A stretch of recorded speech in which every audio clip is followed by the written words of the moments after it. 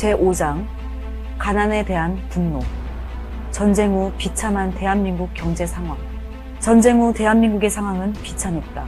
그 당시 유일한 삶의 목표는 배고픔에서 벗어나는 것이었다. 세계 160개국 중 158위의 최빈국으로 열악한 환경이었다. 도약하려던 새로운 국가는 전쟁으로 잿더미가 되었고, 국민들은 살 곳을 잃고 가족을 잃고 배고픔에 지옥 같은 하루하루를 보냈다. 가난에 이어 위생 상태도 심각한 상황이었다. 국민의 대다수가 기생충병에 시달렸으며 전 국민의 80%가 회충을 갖고 있었다. 또한 전 국민의 78%는 본인의 이름조차 쓰지 못하는 문맹이었다. 이승만은 한미 상호 방위 조약 체결을 통해 국방과 안보에 부담을 덜고 경제 개발에 집중할 수 있는 환경을 조성하였다. 그리고 농지 개혁을 통해 계층 간의 갈등을 최소화하려고 노력하였다. 또한 교육을 강조하며 문맹을 퇴치하고 고급 인재를 육성하려고 많은 노력을 하였다. 이렇게 이승만이 경제성장을 강조한 이유는 경제성장 없이는 진정한 민주주의가 도래될 수 없다고 생각했기 때문이다. 미국의 저명한 고전주의 거시 경제학자이자 하버드 대학교 경제학과 교수 로버트 조지프 베로는 민주화를 위해서는 어느 수준까지 경제성장이 뒷받침돼야 한다고 주장한다. 경제성장을 통해 교육기회가 평등해지고 민주주의도 개선된다는 것이다. 반면 민주주의가 경제성장을 앞서갈 경우, 즉 어느 정도의 경제성장이 없는 상황에서 민주화를 요구하는 경우 민주주의가 지탱하기 힘들다고 한다. 실제 아프리카의 경우 민주주의를 60년대에 도입했지만 경제성장이 이루어지지 않았기 때문에 민주주의를 유지할 수 없었다는 것이다. 노련한 외교력으로 미국의 원조를 끌어내다. 한강의 기적이라고 불리는 한국의 전후 복구 상황은 무엇보다 미국으로부터 받아낸 31억 달러의 경제 원조가 큰 역할을 했다. 이것은 누구보다 미국에 정통했고 이것을 잘 활용할 줄 알았던 이승만이 대미 외교에서 크게 힘을 발휘했기 때문이었다. 휴전회담이 끝난 지 1년 후인 1954년 7월 26일 이승만은 아이젠하워 대통령의 초청으로 미국에 도착한다. 닉슨 대통령의 환영사가 끝나고 이승만이 마이크를 잡았다. 이승만은 미국 때문에 한국전쟁 당시 북진 통일을 이루지 못했다는 말로 미국의 정책을 비판하기 시작했다. 다음날 오후 4시 30분 미 의회에서 이승만은 또다시 북진 통일을 거론하며 미국을 압박했다. 원조를 받으러 온 약소국의 대통령이 의회 연설에서 미국의 정책에 대해 거듭 비판하는 모습은 상상할 수도 없는 일이었다. 이승만은 당국 문제에 민감한 미국의 분위기를 잘 건드려서 추후에 있을 원조회담에서 유리한 고지를 차지하려는 고단수 외교 전략을 구사했다. 원조를 받으러 왔으면서도 저자세를 취하지 않고 상대의 약점을 파고들어 원조를 하지 않을 수 없도록 하는 외교술은 이승만이 젊은 시절부터 미국에서 배운 것이었다. 외교 독립운동을 하면서 국무성과 백악관의 수많은 외교관들을 만나본 경험에서 나온 전략이었다. 이어진 정상회담에서 이승만과 아이젠하워 사이에는 팽팽한 신경전이 오갔지만 더 이상의 분쟁을 원치 않았던 미국은 1955년 한 해 동안 7억 달러의 군사 및 경제 원조를 약속했다. 핵 강국의 희망.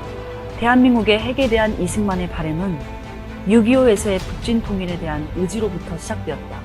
미국은 불리한 전세를 역전시키려고 핵 공격의 가능성을 항상 열어두었다.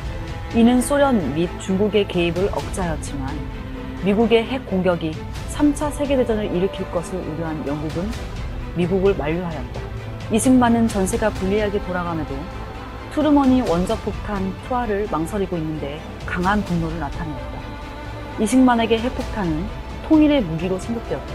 눈앞에 다가온 북진 통일이 중공군의 개입으로 물거품이 된 1951년 초 겨우 이승만은 트루먼의 핵무기 사용 표명에 대한 발표에 크게 공모됐다. 6.25 전쟁 당시 6회 공군 총사령관을 맡았던 정일원의 회고록에는 그 당시 통일에 대한 갈망과 공산주의에 대한 이승만의 분노가 핵과 관련되어 잘 묘사되어 있다. 원폭이 가공스럽다는 것을 나도 잘 알고 있다. 또한 그 죄악스러운 점도 알고 있다. 그러나 침략을 일삼는 사악한 무리에 대해 사용할 때에는 오히려 인류의 평화를 지킨다는 점에서 이기가 될 수도 있다. 그래도 사용해선 안 된다면 우선 나의 머리 위에 떨구어 주기 바란다. 우리 한 국민이 사랑에 맞지 않는 이 아름답고 평화로운 산하의 어느 한 구석이라도 공산당 한 놈이라도 남겨둬서는 안 된다. 결국에는 트루먼이 원폭 투하를 결정하지 않자 이승만은 왜 원자폭탄을 쓰지 않는가 라며 분노하였다. 이승만에게 여러 차례에 걸쳐 원폭 투하를 언급했던 메가더는 정일권 참모총장에게 이승만 대통령에게 미안함을 전달해달라고 했다고 한다. 6.25 전쟁이 끝난 후에는 이승만은 핵 무기를 목적으로 핵을 개발한 북한과 달리 에너지 문제 해결이라는 평화적 목적에서 핵 개발을 시작했다. 1955년 스위스 제네바에서 열린 제1회 원자력 평화 이용 국제회의에 한국은 3명의 대표를 파견했다. 1956년 2월 3일 미국과 한미 원자력 협정을 체결하며 미국으로부터 원자력 기술 원조를 받을 수 있는 기반을 마련했다. 1956년 3월에는 문교부 내에 원자력과가 신설되고 전문 인력을 키우기 위해 국비 유학생을 대거 해외로 보냈다. 미국 아르곤 국립연구소 국제원자력학교에 유학한 최초의 한국 학생들은 처음에는 10명도 채 안 되었지만 매년 증가해 3년 후에는 100여 명으로 늘었다. 한국은 1957년 미국이 국제원자력 기구를 출범시킨 해 IAEA에 가입했다. 1958년 원자력법을 제정하고 1959년 1월에는 원자력 정책을 집행할 기구인 원자력원을 만들었다. 서울대와 한양대에 원자력공학과가 설치된 것은 1959년이었다. 미국에서도 원자력공학과는 대학원 과정에만 있었지 학부에 설치된 곳은 한국이 세계 최초였다. 해외에서 원자력 신기술을 배워온 영국 유학생들은 귀국해서 원자력 발전에 매달렸고 드디어 1959년 7월 14일 국내 최초로 연구용 원자로인 트리가마크 2호 건설이 시작된다. 이승만은 기공식에 직접 참석해 원자로 건설의 첫 삽을 떴다. 이것이 한국 핵개발 역사의 출발점으로 간주된다. 당시 한국 정부는 1962년 완공된 이 원자로 건설비의 절반 가까운 35만 달러를 미국으로부터 무상 차관으로 받았다. 1960년 2월 22일 국무회의에서 이승만의 발언 내용에 원자력 개발에 대한 의지가 잘 나타나 있다. 지금 일본인들은 외국의 원조를 거절하고 자립하여 나가고 있으며 잠수함 기지 무기를 자가 생산하고 있다. 현재 미국은 공산주의를 막아내기 위하여 대한 원조를 시작했지만 이것을 언제까지 계속하지는 않을 것이다. 우리가 자립하지 못하면 노예받게 될 도리가 없을 것이다. 원자력을 개발하고 군비에 관한 위원회라도 만들어서 이순신 장군의 대를 이을 만한 기술자를 기르고 그를 위하여 필요하면 돈을 좀 쓰도록 할 것이며 현재 잘 안 되고 있는 조선공사 시설을 잘 조작하여 무엇을 만들 수 있도록 하여야 할 것이다. 북한에 집중되어 있는 중공업.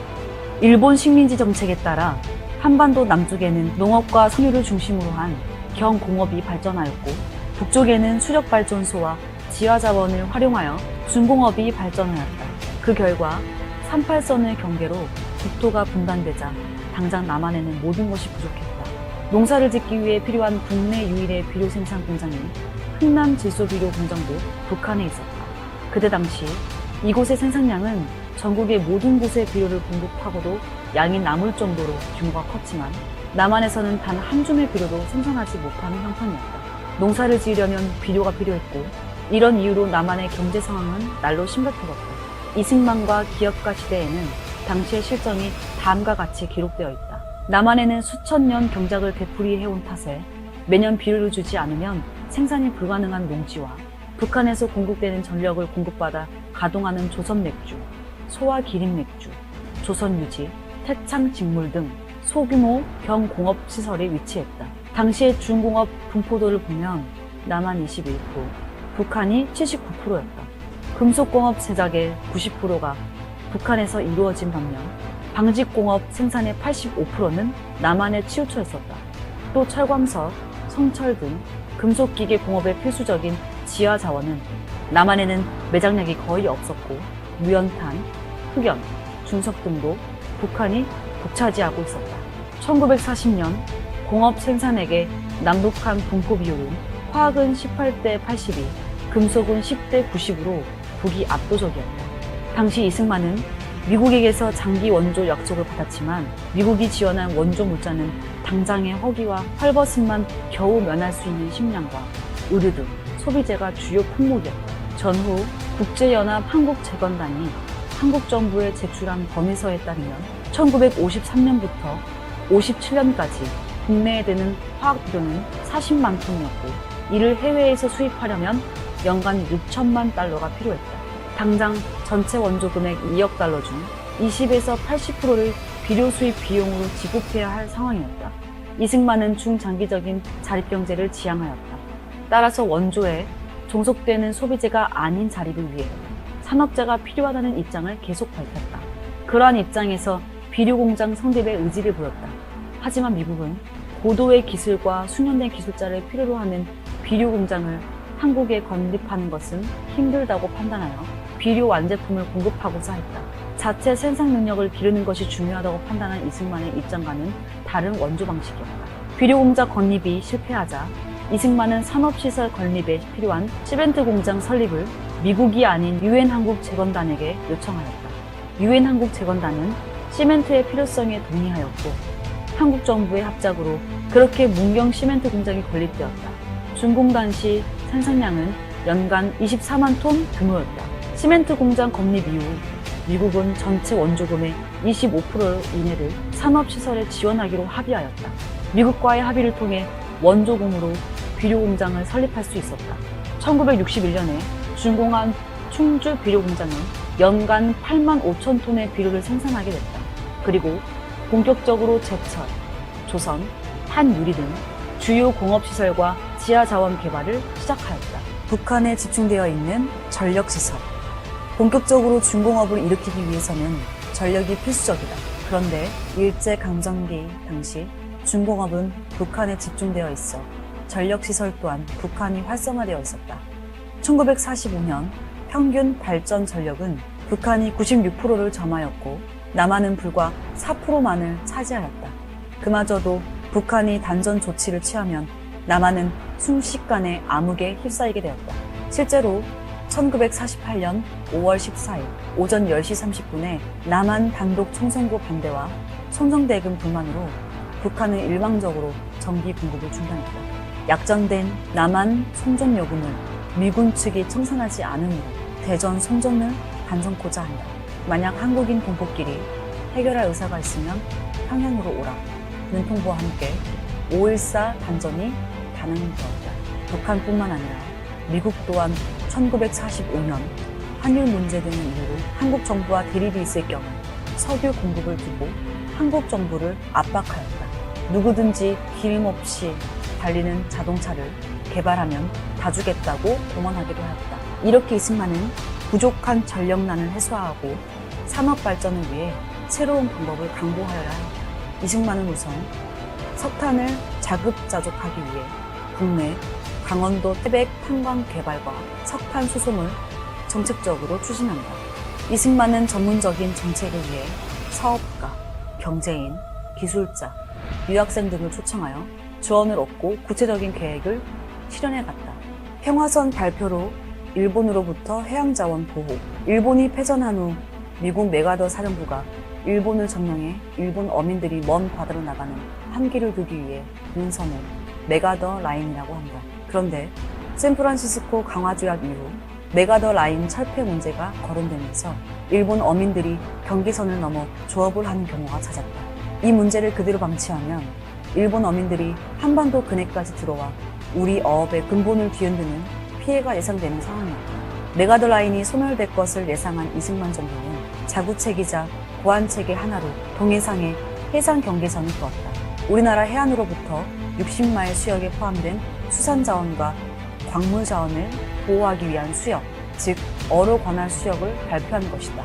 이것이 바로 해양 주권에 대한 대통령 선언, 즉 평화선이다. 명칭을 평화선으로 한 것으로 보니 명칭을 평화선으로 한 것은 일본 어선들이 이 선을 넘지 않으면 평화가 보장되지만 이 선을 넘으면 우리 정부가 납포를 할 것이기 때문에 평화를 보장할 수 없다는 의미에서 붙여진 절묘한 일입니다.